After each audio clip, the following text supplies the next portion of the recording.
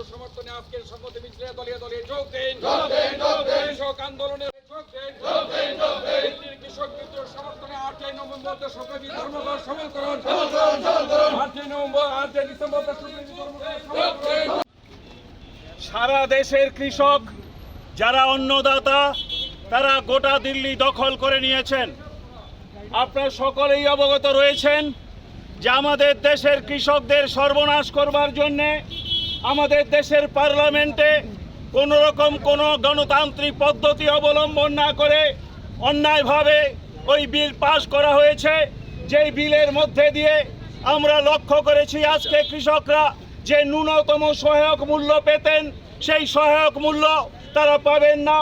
একইভাবে আমরা লক্ষ্য করছি আমাদের দেশের কৃষকদের আজকে কন্ট্রাক্ট ফার্মিংয়ের মধ্যে দিয়ে ইচ্ছা মতো তারা চাষ করতে পারবেন না।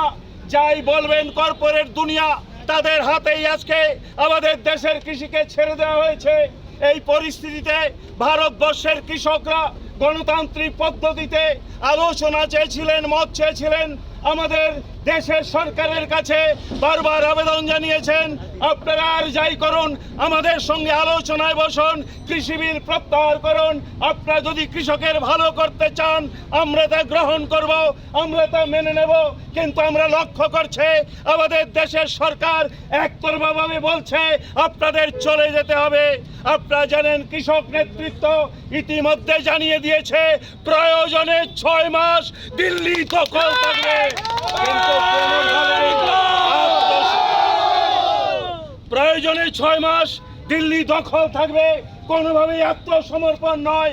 ওই রকম পরিস্থিতির মধ্যে দাঁড়িয়ে গোটা দেশে অভূতপূর্বভাবে সমস্ত কৃষকরা নেমে এসেছে।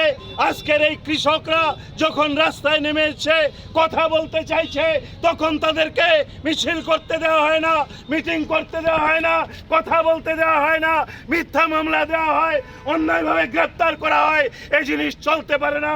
এখন ভারতবর্ষ যে ভারতবর্ষ অহংকার করত, গর্ব করত, পৃথিবীর বৃহত্তম গণতান্ত্রিক দেশ আমরা, আজ আমরা লক্ষ্য করছি কথা বলার জায়গা নেই, গলা টিপে হত্যা করবার চেষ্টা করা হচ্ছে। গণতান্ত্রিক মিছিল মিটিং কথা বলার অধিকার। এই পরিস্থিতিতে গোটা দেশের কৃষকদের সমর্থনে আমরা জানিয়ে দিতে চাই দিল্লির বিক্ষোভ চলবে। প্রয়োজনে এখান থেকে আবার যাবে ত্রিপুরাও ওই দিল্লি সমর্থন জানাতে। শুধু এখানেই শেষ থাকবে না। কেন্দ্রীয় সরকার আপনারা আশা করি ইতিমধ্যে বুঝে ফেলেছেন। যদি এখনো ভারতবর্ষের কৃষকদের পালস বিট বুঝতে না পারেন, তাদের কথা বুঝতে না পারেন, তাহলে আরো বড় মূল্য দিতে হবে। এদেশের কৃষি, আমাদের দেশের 55% মানুষ এখনো কৃষিকে ভিত্তি করে বেঁচে থাকে। সেই কৃষকদের হত্যা করে সর্বনাশ করে এদেশের উন্নয়ন হয় না।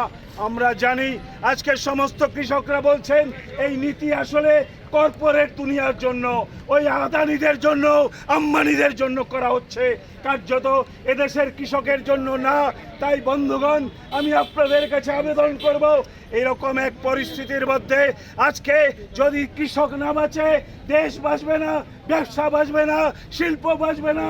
আপনি মধ্যবিত্ত মানুষ, আপনার চাকরি বাঁচবে না।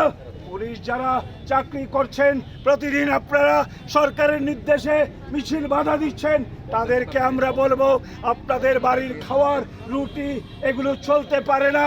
ওরকম পরিস্থিতিতে কৃষকরাই আপনাদের খাদ্য যোগায়। তাই আপনাদের কাছে আবেদন করব মানবিকভাবে দেখুন, শুধু সরকারি নির্দেশ কার্যকরী করার নামে অন্যায় অত্যাচার স্টিম রোলার না চালিয়ে নিশ্চিতভাবেই আপনারা আজকে ওই কৃষকদের সমমর্মিতা জানান, তাদের পাশে দাঁড়ান। যারা কৃষকদের সমমর্মিতা জানাচ্ছে তাদের সে কথা বলার সুযোগ দেন। আমরা আশা করব এই কৃষক বিদ্রোহের সমর্থনে আপনার সর্বস্তরের মানুষ এগিয়ে আসবেন। আগামী দিনে আরো বৃহত্তর লড়াইতে আপনার ভূমিকা নেবেন। এবং আগামী 8 তারিখ গোটা দেশে ইতিমধ্যে কৃষকরা ধর্মঘটের আহ্বান করেছে। আমরা জানি ধর্মঘটকে ভাঙবার জন্য গায়ের জোর হবে, কিন্তু ভারতবর্ষে গত 26 তারিখ স্বতঃস্ফূর্তভাবে 25 কোটির বেশি মানুষ ধর্মঘটে সামিল হয়েছে।